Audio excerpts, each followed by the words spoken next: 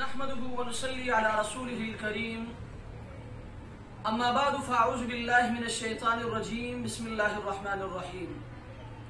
الحمدللہ آج ایک مرتبہ پھر ایک اہم مسئلے کے ساتھ آپ کے سامنے حاضری ہوئی ہے۔ وہ مسئلہ یہ کہ کراچی سے محترم محمد زبیر صاحب نے سوال کیا ہے۔ ان کا سوال یہ ہے کہ جنازے کے ساتھ ٹولیاں بنا کر کلمہ طیبہ یا کلمہ شہادت پڑھنا کیسا ہے؟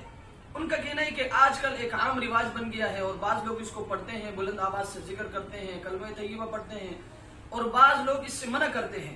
تو ازروی شریعت اس کا کیا حکم ہے؟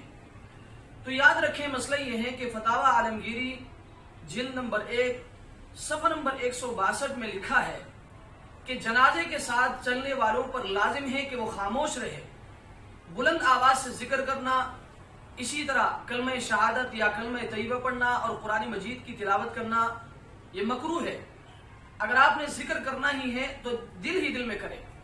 اس روایت سے یہ معلوم ہوا کہ جنازے کے ساتھ ٹولیاں بنا کر بلند آواز سے ذکر کرنا اور اسی طرح کلمہ شہادت یا کلمہ طیبہ پڑھنا یہ بدعت ہے، اس سے احتراز کرنا چاہیے۔